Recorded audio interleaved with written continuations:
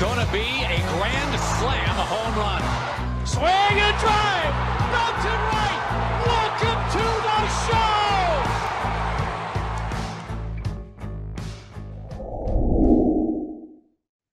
Another top 100 themed episode here on the call up as we have our final top 100 update for the 2023 season out. I'm Aram Layton. He's Jack McMullen. And this is a fun one because, again, if you didn't hear last episode, definitely go check that out. We talked about the newcomers.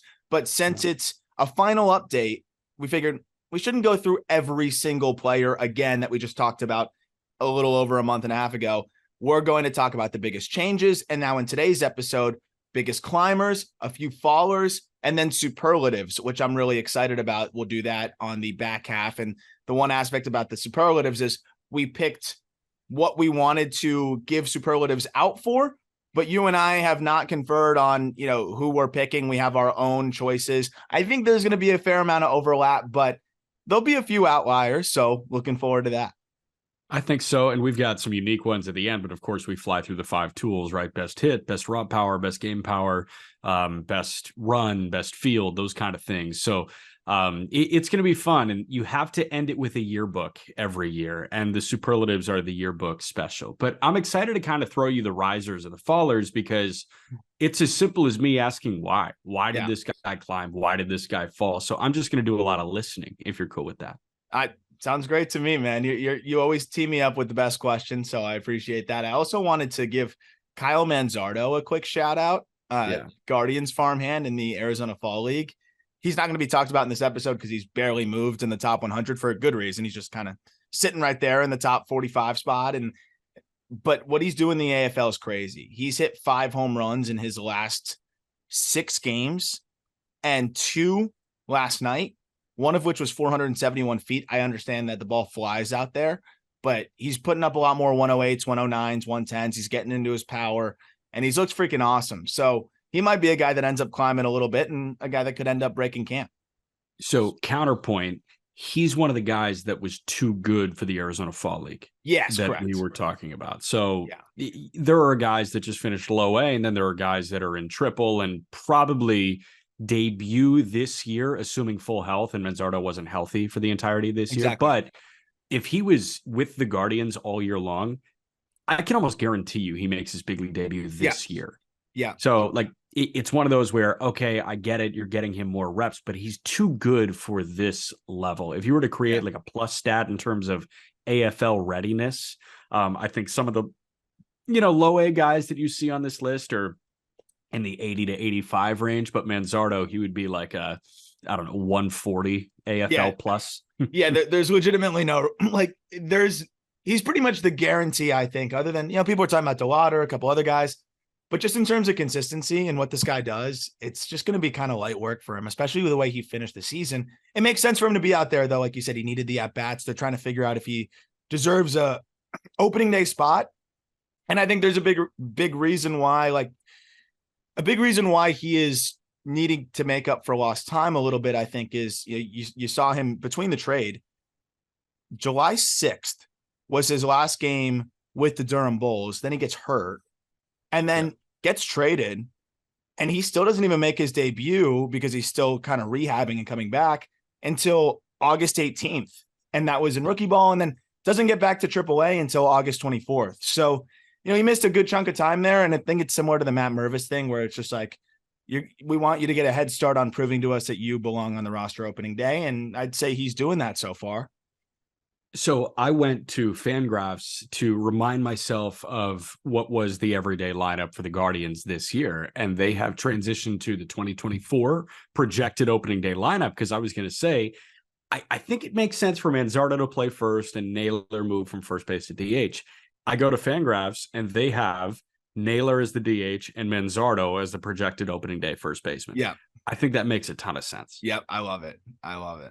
So, by the way, Brian Rocchio is the projected opening day shortstop. So, do with that info what you will. Risers. Kobe Mayo is our first riser, and we don't have the concrete number of spots that they rose. It's just significant risers and some significant fallers. Kobe Mayo was a homer and an RBI short of a 30 and 100 season. His OBP was 410. Is this and the next guy that we're going to talk about too kind of a case of the cumulative full season stats pushing them up? Yeah, absolutely. Because with Kobe Mayo, we're talking about a 6'5", 210-pound, probably even bigger than that, guy who has a really good feel to hit. So all the underlying data points have always been really enticing. You get really excited about it, but it's okay. Can he make enough contact? Can he hit the ball in the air consistently? Is it all going to turn into production? We've seen a lot of guys with good underlying data that it doesn't always turn into production. He gave us flashes of that, but then he struggled a little bit, last year. And then he had a really nice start to the season that helped kind of shove him up in the midseason update, but then just went nuclear to finish the year. And this was one of those situations where, yeah, I would say very simply, production can really just put you over the top, especially when you're a 21-year-old in AAA. And he closed out the season, dude, over his final 35 games, 331, 475, 638 slash line, a 20% walk rate, a 23% K rate, and a 31% ground ball rate. So, I mean, he's not striking out much for a guy that's producing that much power. 10 home runs in that span, by the way. He's walking a ton. He's hitting everything in the air, and it's to all fields with authority. So I just don't know how you can really have many reservations about this offensive profile at this point. And then the thing that kind of put him over the top for me, and I think this was also a byproduct, or I guess a catalyst in bumping him up, was the defense. It's come a really long way, because if he was limited to first base DH, I don't know if he flies up as quick, but I look at this offensive profile and I see a guy that could probably play a pretty good third base, or at least a passable third base. And I'm like, all right, this is a really, really, really good baseball player that I don't know if there's 15 guys I'm taking over him. And that's why he checks in at 12. Okay. Can I ask you the question now? Oh, God. Where does he fit in next year? And then we do the Orioles infield. September 1, 2024, Orioles infield. I mean, I think the answer always changes. This is why I ask. It's so fluid. I think they move on from Mountcastle. One of the best hitters in baseball against left-handed pitching. I know, which is the crazy part, but he's just not very available. He's dealt with, and it's not his fault, but dealt with different injury issues, different ailments. I think it's going to be kind of an open competition type thing.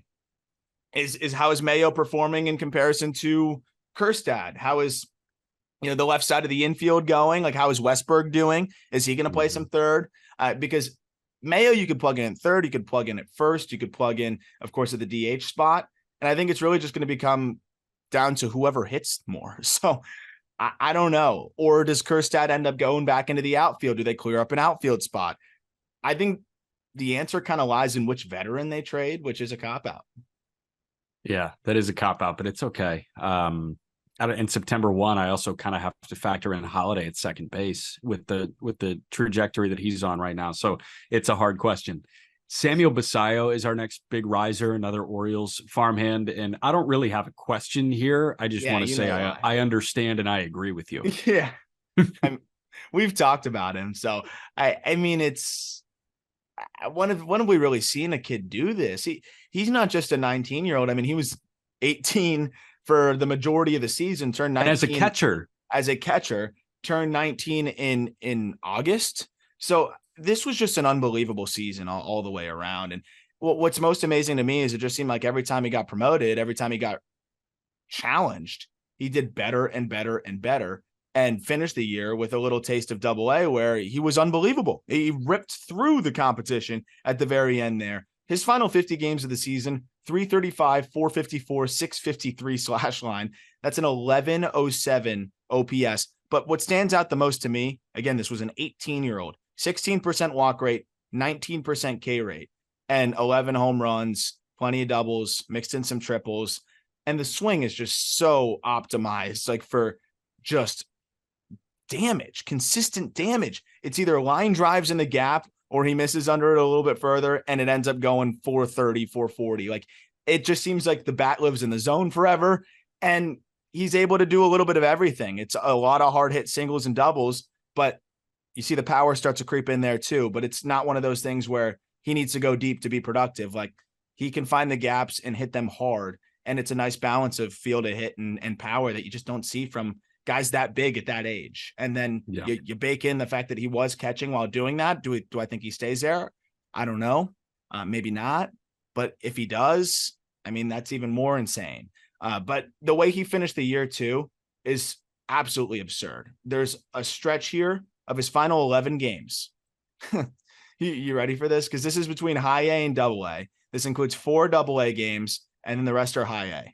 In his final 11 games of the season, he slashed 512, 592, 1122. That's 21 for 41 with 6 home runs, 11 extra base hits, 8 walks, and 5 strikeouts.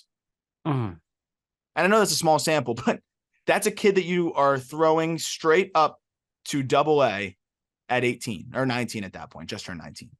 It was one of the best seasons we've seen in full season ball from a teenager since in the last several decades. No, he and Holiday have put together the 2 best in the last decade, I think, and it came same year, same organization. Scary. Basayo in his age 19 season is going to split the year between AA and AAA. Hard to wrap my head around, but that's the kind of bat we're looking at. Cubs right-hander Cade Horton is a riser here, and he was already a riser at the beginning of the year. He had a great start to the season, but he finished so strong as well. Was he your runner-up for minor league pitcher of the year? Snelling won it. Yeah, definitely. I think it just came down to workload and the fact that, I mean, Snelling is a younger lefty who climbed 3 levels as well. I just think it's really remarkable, but easily the runner-up. Okay. He is.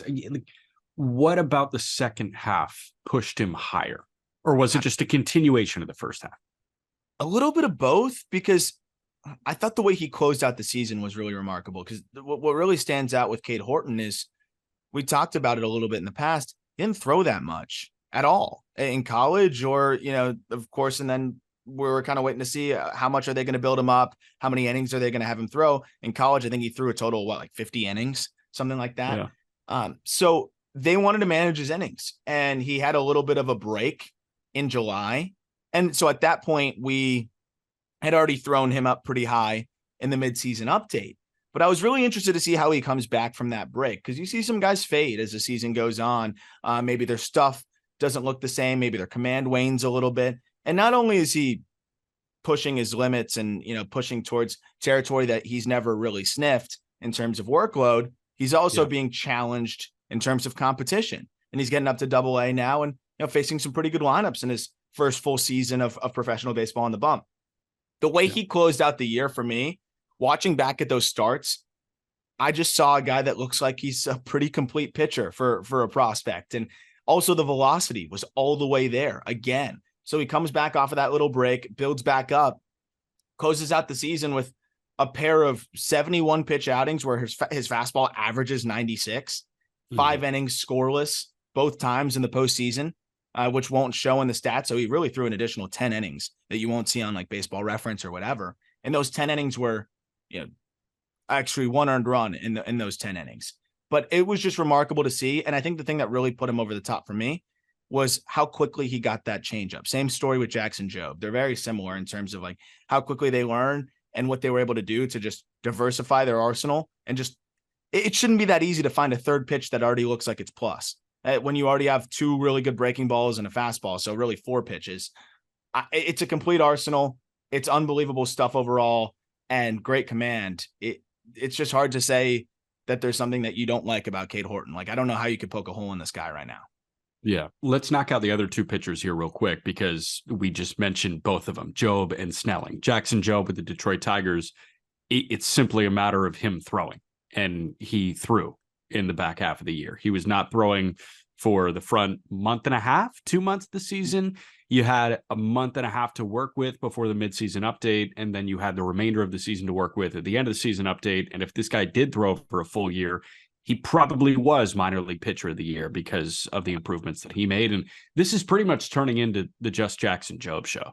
Like, I was going to say, we talk about him, I feel like every other day, but it's, without rehashing too many of the same points. Maybe some people, just discovered the show on YouTube or whatever it may be. If you did, please subscribe. If you're listening on audio, please leave a rating, help us grow it. But if you've been listening on audio or whatever for a while, you've definitely been hearing us talk about Joe because, well, one, he came on the show, but two, it was one of those things where you could just see it all coming together for a guy that was drafted as the top arm, right? And was a number 3 pick in the draft. And that guy figuring out that changeup that quickly is absurd. The fastball velocity ticking up is amazing. I mean, he's getting a lot of 98s and 99s. His mentality on the mound is really impressive.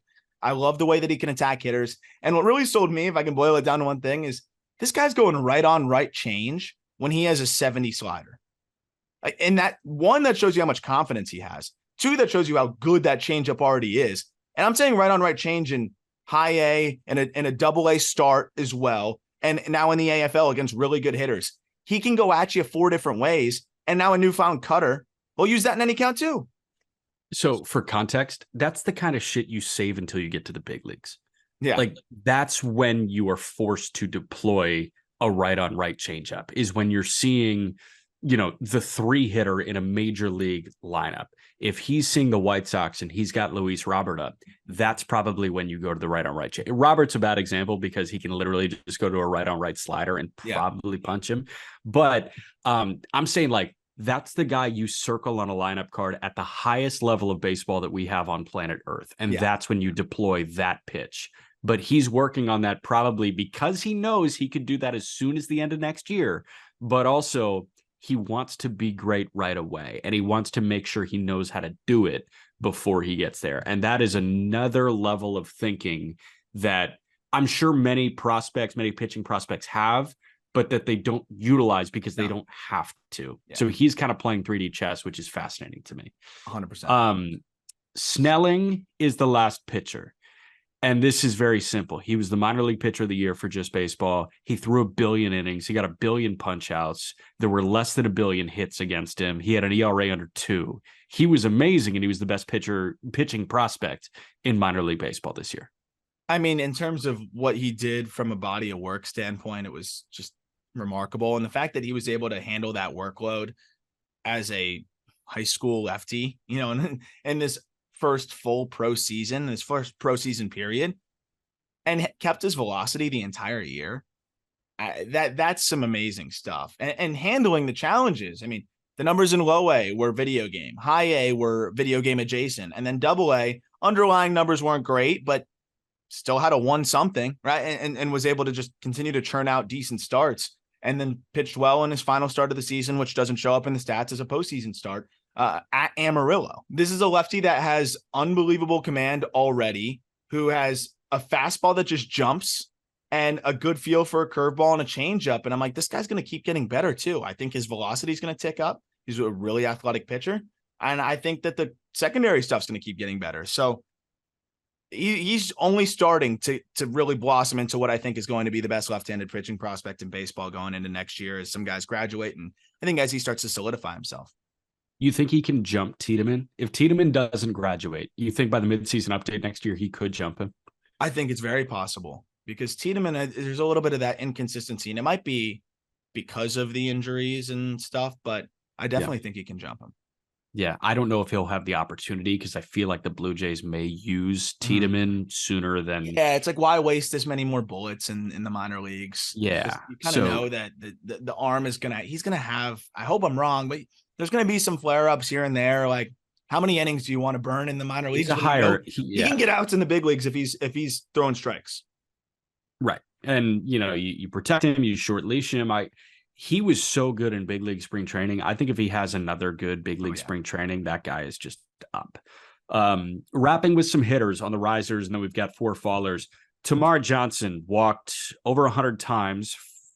He and Jet Williams were the first 2 teenage prospects to walk 100 times in a minor league season since 2005. I think it was 2005. Yeah, it might have been 2005. But Tamar, he showed patience. He showed way more juice than I think you were thinking he was going to show. A little bit less hit, but at the end of the year, the numbers looked really good for Tamar Johnson. It's funny. He's one of the most interesting case studies because I think there was a level of I was frustrated in the early going because I'm looking at a guy that everybody told me was, the next 70, 80 hit tool guy. And I'm like, oh, okay, that doesn't look like that. And so it's like, okay, well, what's this guy's profile? How does he fit in?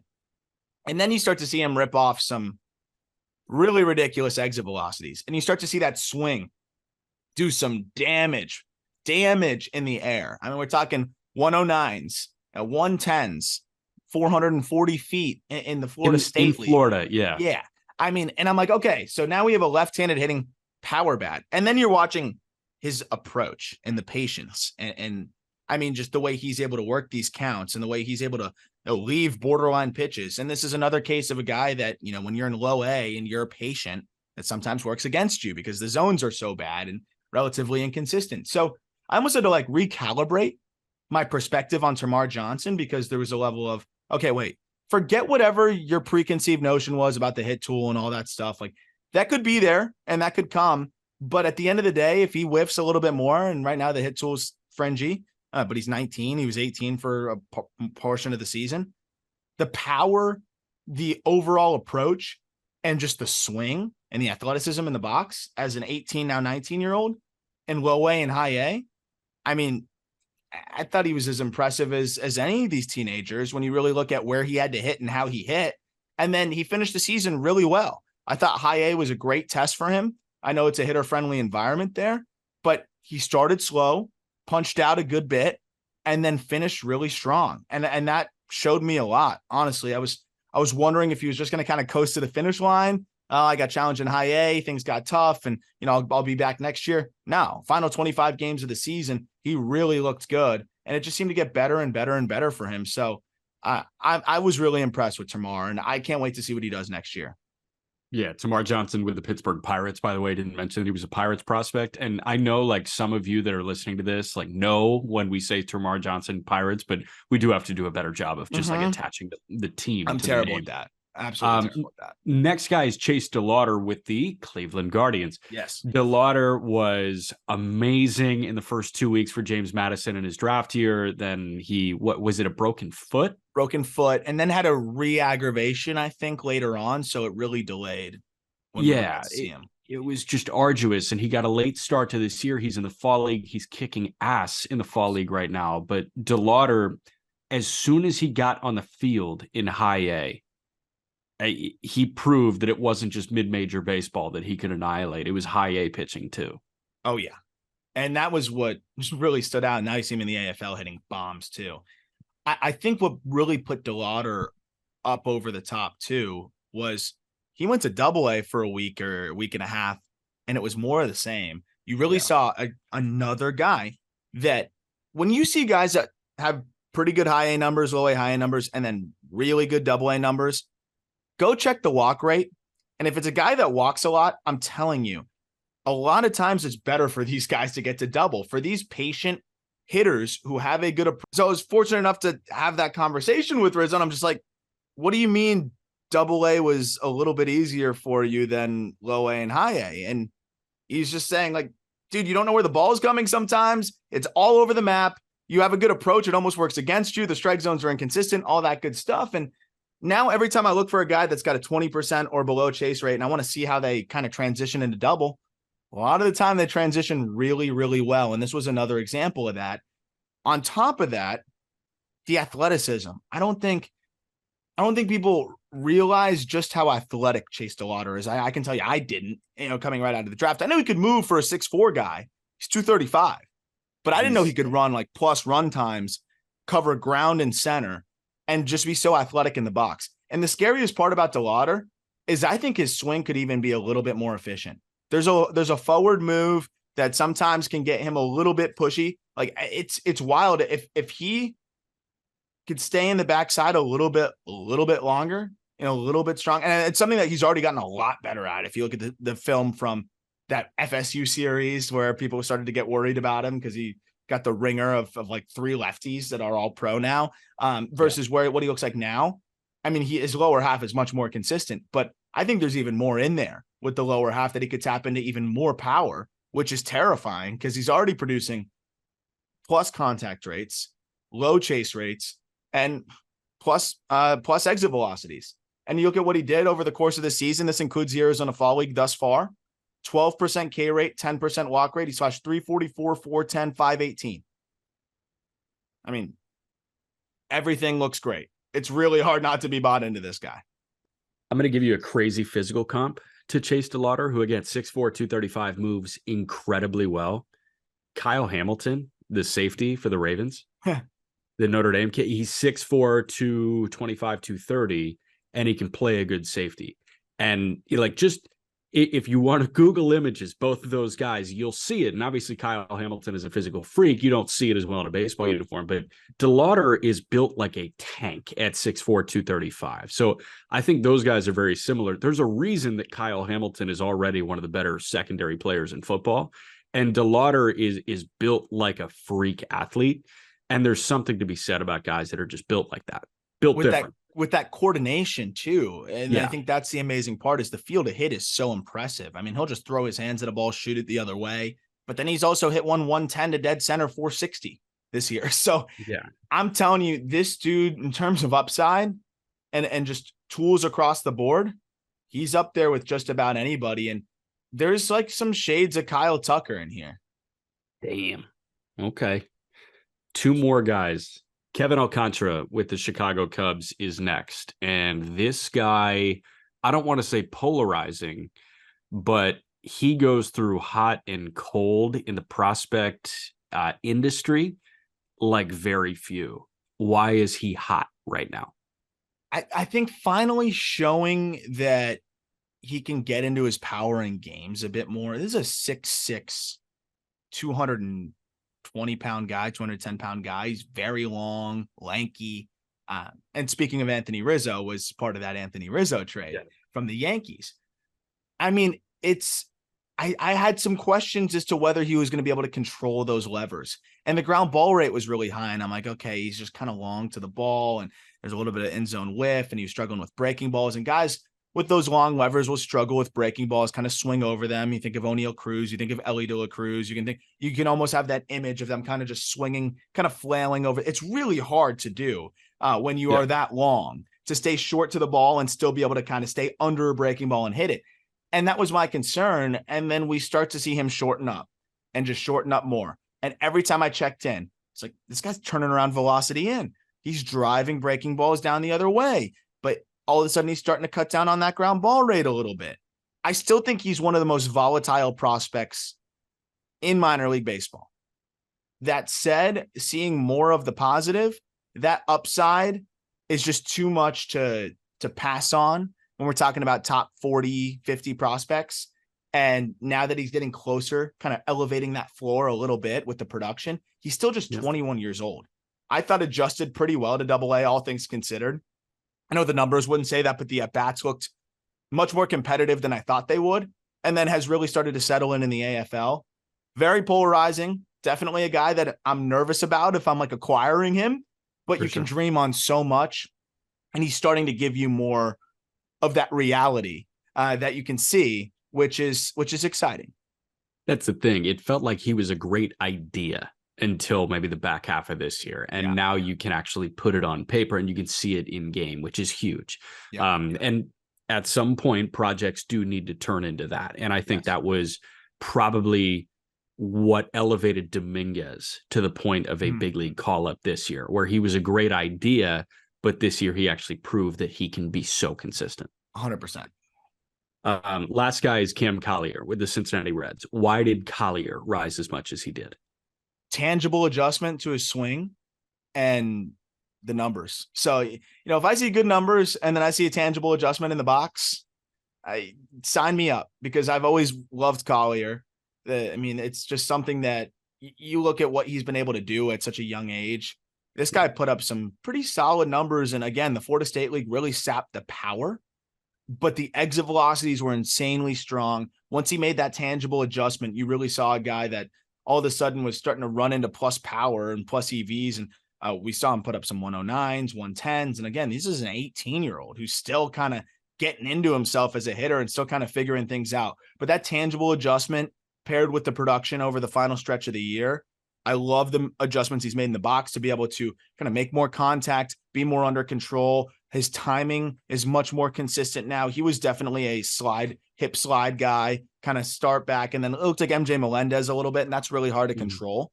And now has kind of simplified it, stacked on the backside. His hands are more simple with his load, and it's resulted in way more contact. And we saw that over the final, 30, 40 games of the season. But then also seeing him pop those 109s, like 110s, and that like being in his bag already, I was like, okay, there's a lot to be excited about here. And a kid that, I mean, just seeing him learn so quickly and adjust so quickly, like that's what we expected from like Luke Collier's son. That's just been this wonderkin basically forever. And it's just cool to see it like coming to fruition already in pro ball at 18. He also has such a quick swing. Like it's such an efficient like path to the baseball. 100%. And it's something that like I can't see very well consistently, but there are some guys where you just see it and it makes sense. And that's a guy that like you see it and it just makes sense. For fallers, we've got two big power guys and then two guys that really disappointed in their big league experience. We'll start with the two power guys. That's Yanquiel Fernandez of the Rockies and Spencer Jones of the Yankees. Start with Yanquiel. Is it just a matter of whiffing too much? What's the word? It's the approach and the whiff.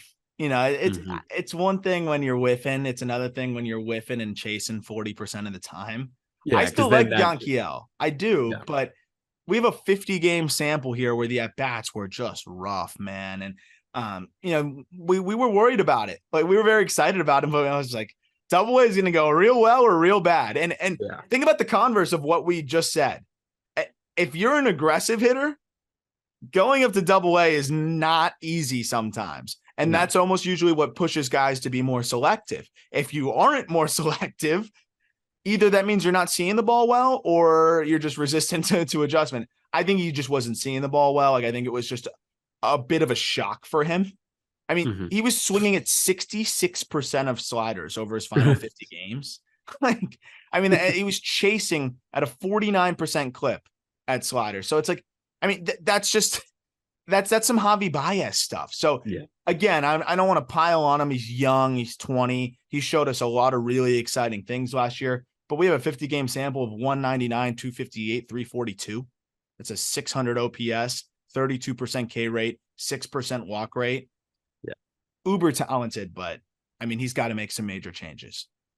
What are the changes that Spencer Jones with the Yankees needs to make? Because Jones is a guy that you were incredibly high on coming into the year. Yeah. Understandably so. He looked amazing in his first sample of pro ball, and he looked really good at Vandy too. But I still think he somehow flew under the radar in college ball. But Jones this year, it just didn't really go well for him. Why did it not go well? Similarly, his approach was not great in the early going. And I think does that surprise you? Does the lack of solid approach surprise you? With him a little bit.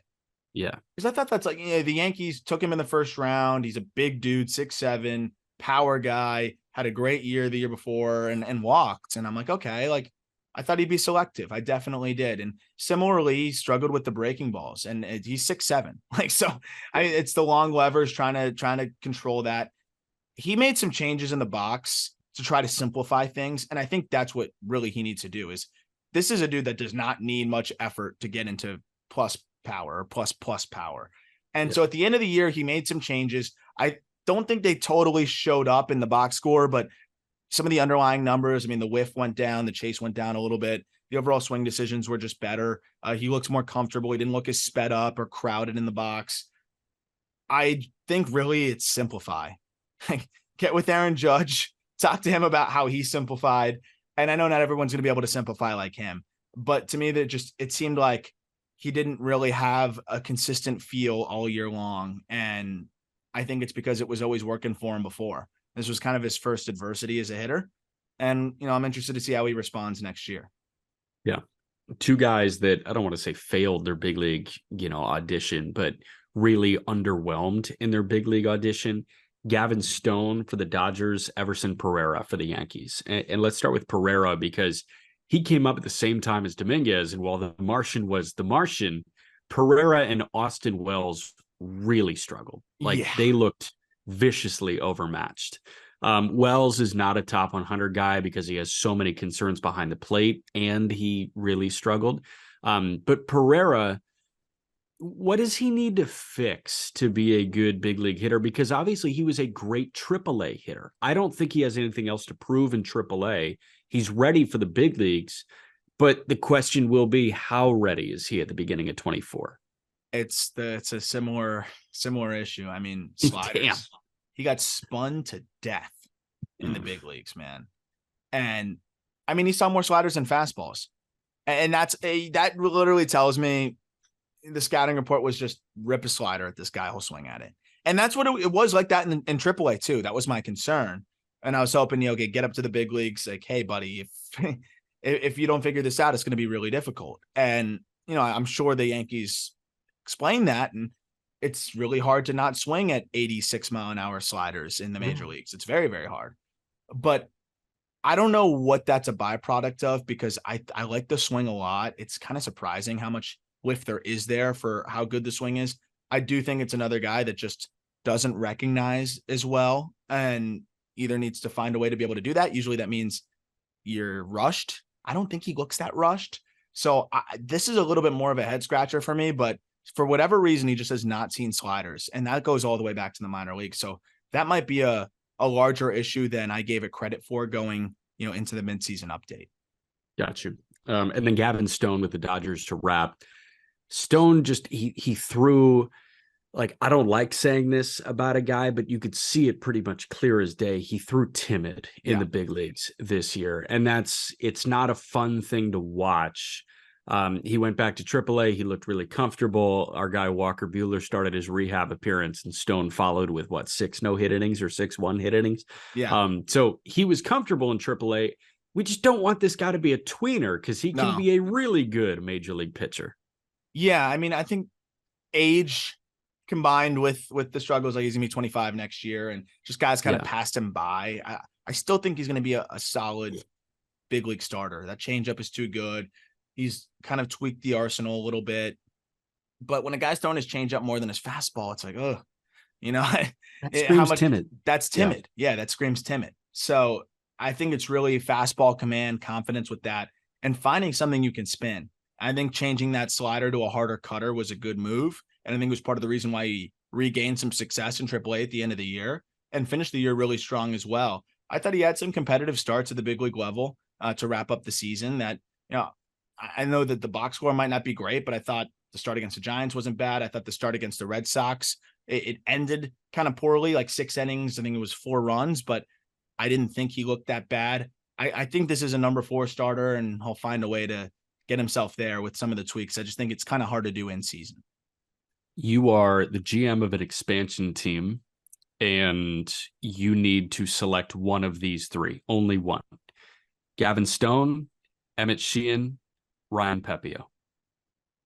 The way Pepio's looked lately is makes you almost want to go with the recency side of things. I'm going to go Emmett Sheehan because I think he has the highest upside.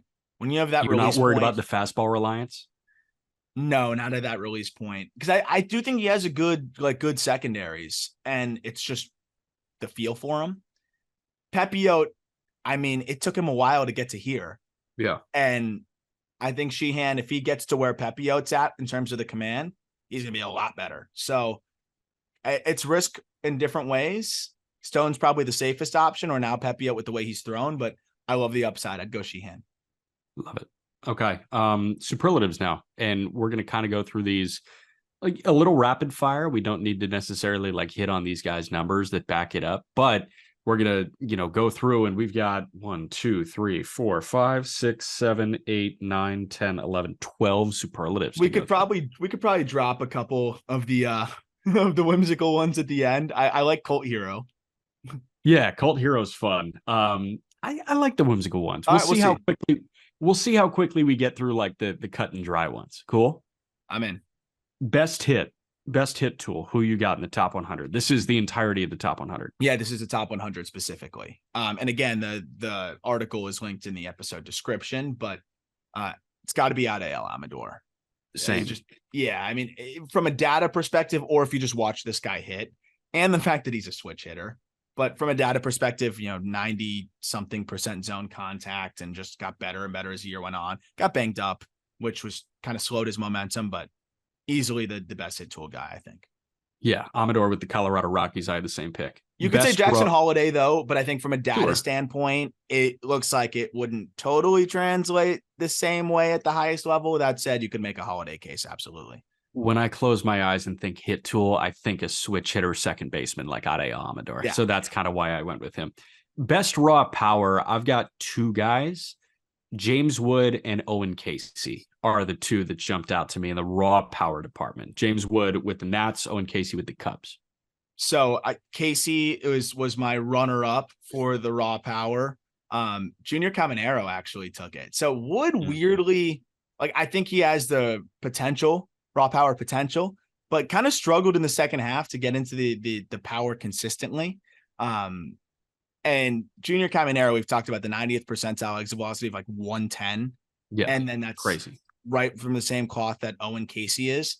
But again, James Wood, I still have 70, 80 because he's 6'7" and has shown flashes of it. But Caminero and Owen Casey have put up more 110s and 112s and 113s and 114s this past year. So I'm with you on Caminero and Casey. Okay. All right. So I guess we're 1.5 out of 2 we're similar on. Yes. Best game power. Who you got? This was a tough one because it's very result based, right? Who's getting into their power consistently in games, and has a swing that's kind of geared to be able to do that. For me, it was Kobe Mayo. You look at the ground ball rate, you look at the EVs, and then you look at the production. Mayo hit 29 homers. I don't know if anybody else on this top 100 list hit 29 homers, and that might be a lazy way to look at it. But again, it was just easy game power. Yeah. Did Keith hit 27? Colt Keith hit 27, I think. Yeah, 27. Okay. I went with Wyatt Langford of the Rangers. I think that's a fair one. I think you give this guy 162, he's going to leave the yard 35 times. I really do think so. Yeah. I didn't think Wyatt Langford. That's another good one. I think Colt Keith's also a good one because you got Keith with 27 homers in 126 games, Kobe Mayo with 29 and 140. Yeah, but I think that's a good one. Okay. So still 1.5. Best run tool, best speed in the top 100. Who you got? Jackson Chourio. Okay.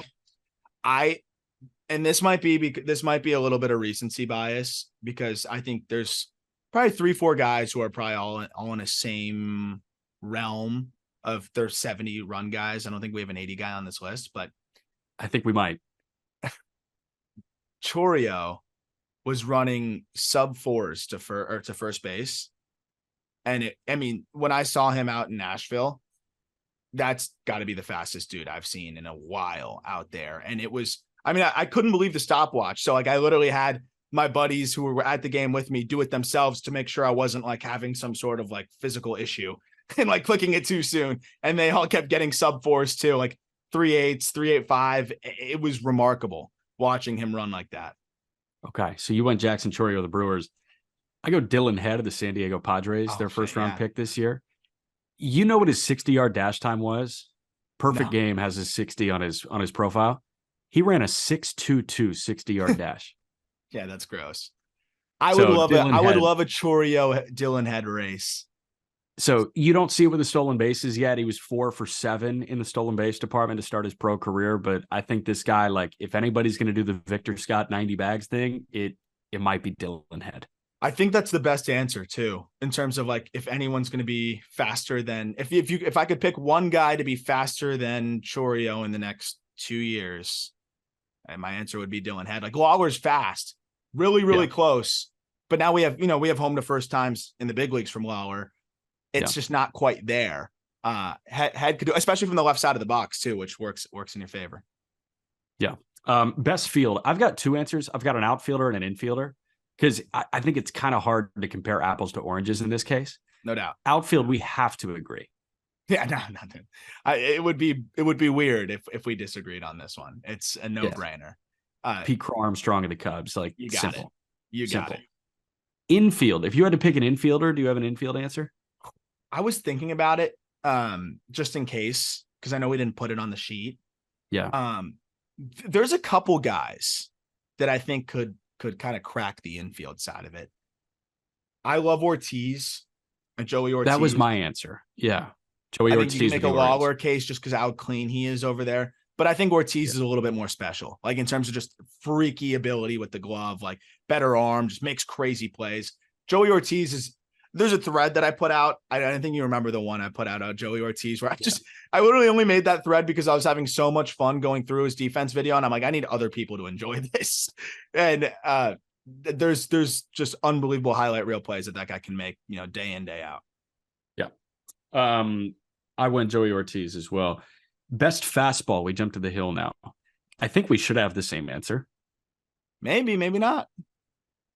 I have Mason Miller of the A's. So I actually have Jacob Mizorowski. Wow. Okay. But how are we just defining this though? So it's like, is this potential for best fastball or like presently at this moment, the best fastball? I don't know. So I kind of looked at it as present, and Mizorowski is up it to 102. My thing is Mizorowski lacks command of his fastball. That's the problem. So that's my concern. So like, that's the thing is from release height and velocity, it's the most outlier of outlier fastballs. Like it's Kyle Harrison, but harder, that's why to me, it has the chance to be the best fastball. But at this present moment, if you're like, you got to pick one of these guys to make 10 hitters whiff on only fastballs, I'm picking Mason Miller. So I'll line up with you on Mason Miller. And if you look at the top 100, I have a 70 present, 80 future on Mizorowski, 80 present, 80 future on Mason Miller. So telling on myself there. So actually Mason Miller with Mizorowski being the kind of heir apparent. Got you. Okay. Best breaking ball. Who you got? I think we're going to be lined up on this one too. You think so? Paul Skeens. Yeah, Skeens' is slider. Yeah.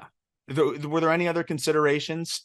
I had Job's slider, of course. I had Job's slider too. Those were the two answers I had. And then, honestly, Cade Horton's breaking ball is he's got two of them, but yeah, just pick the one that's on that day. And then that was the other one, kind of it. The other one that jumped out to me was Andrew Painter's slider. Yeah, it was like Painter. You could pick Painter across the board, right? But yeah, Painter's slider is silly too. I don't know if there was anyone else that really jumped out to me the same way, but those were the same guys that I was looking at too. Yeah. Best changeup. I think we should have the same answer here. I want to give a tip of the hat to Bubba Chandler's changeup, but it's got to be Drew Thorpe of the Yankees. We just talked about it on the last episode. It's diabolical. And of course, Gavin Stone's right there, but Thorpe's I think is better. With the command of it now too. I mean, it's gonna be one of the best changeups in the big leagues the second he gets there. It's disgusting. Drippiest is the next one. Just guys that ooze drip when they're on the field. I've got two answers. Yeah, I want yours. Junior Caminero, the Rays, and Yanquiel Fernandez, the Rockies. Also, quick runner up on the changeup. I forgot about Lesko. I got to send you some video of that, dude. There's some freaky changeups. Just not enough body of work, not enough consistency. It's not there, but that's a good honorable mention.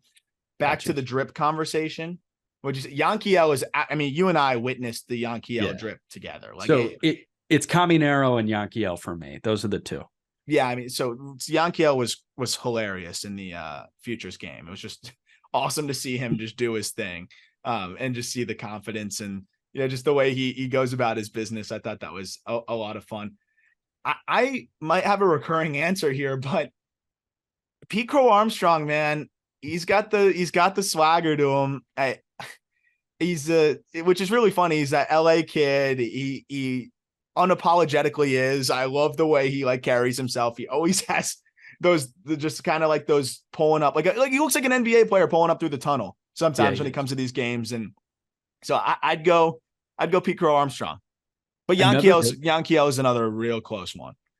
Another sneaky one graduated. Andy Rodriguez has crazy drip. And do you remember when we were in the lobby of the West and after talking to him for the call up, and I saw like the gold plated gummy bear chain that he had. And I said, dude, that's sick.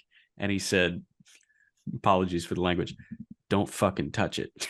And I was like, that's hilarious. For those who don't know, he's one of the nicest guys Yeah, too. he So said it out of love. It was was fun. funny. Like, and he laughed after that and he gave me a hug. And it was great. But He's I the thought that man. was so funny. The Who Is That award. I picked it for you. Ramon Ramirez of the Royals. Who is that? The other two guys that jump out to me, I think a lot of people don't know Juan Brito with the Cleveland Guardians. Yeah. Brito and Luis Baez with the Houston Astros. Yeah, I thought those were great ones. And I thought Jairo Iriarte, I think if you're not in the Padres circle, like you may not know that guy, not a high profile international free agent. And I thought Luis Lara could be in that conversation as well. But yeah, Baez, for whatever reason, people just don't pay attention to Astros prospects. No. And then until they come up and help build a dynasty. And right. and then it's Yainer Diaz time. Yeah, correct. Then it's everyone loves Yainer Diaz, or it's a key piece to go get you a Hall of Famer, with Gilbert and Clifford. So it's funny. Baez is a special talent, and he doesn't get nearly the love.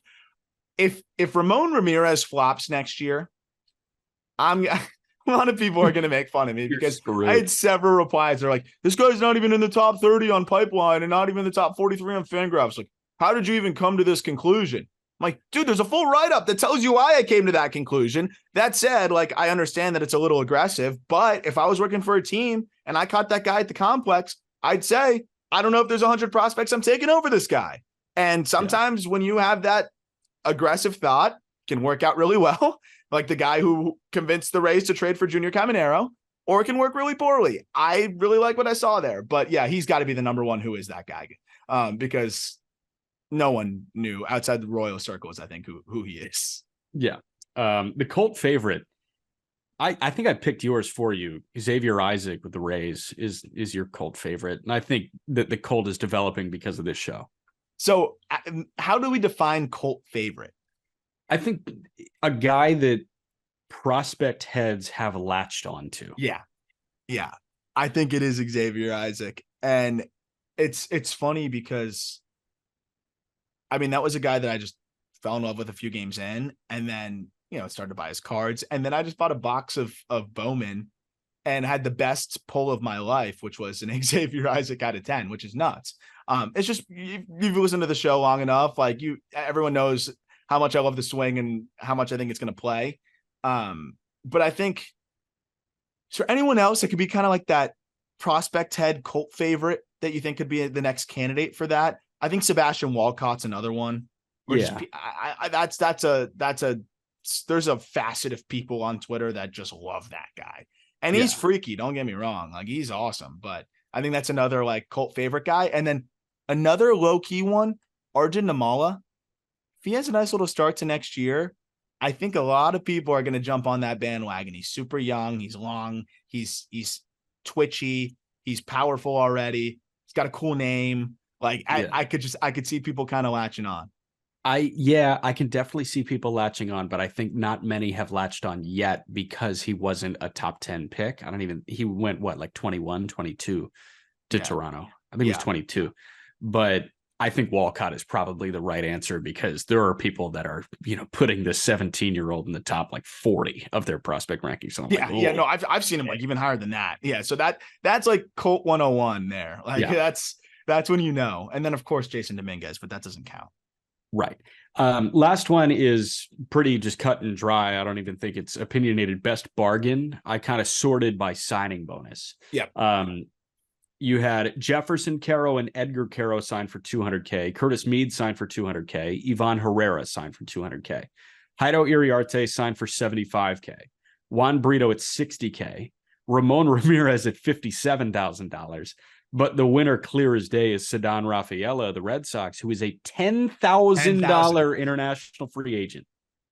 We should have pooled some money together for my softball league, doubled that offer, and had that man roam in center field for us. Yes. $10,000. That guy made his signing bonus in 3 big league games. Think about that. That's insane. Yeah. 3 big league games, made a signing bonus. I love when guys like that make. I love it when everybody makes it, but I love it when guys like that make it because that's a guy that grinding it out for 10,000. Like he just loves it. He just wanted a chance. And it's like similar to Davis Schneider signing out of high school for 50K. He made a joke about making his signing bonus, I think, in like 2 weeks. And like, it's just, you got to love it. And Ceddanne Rafael loves it. And $10,000, what a bargain. And there's a lot of guys that you can find, not on this list as much. There's been previous lists where there's a lot of guys that are like sub $500,000 international free agents. There's value in quantity. 100%, maybe more so than spending $5 million on the prize possession and then sprinkling across the board. So definitely. well, that'll do it for this one. Next episode, we're going to be doing top 10 prospects, kind of just running through the top 10, because that's an area where we had a little bit of shuffle, and it's going to be fun to highlight each of those guys. Again, the link is in the episode description if you want to go check out the article. As always, thank you for listening. Look forward to talking prospects with you tomorrow.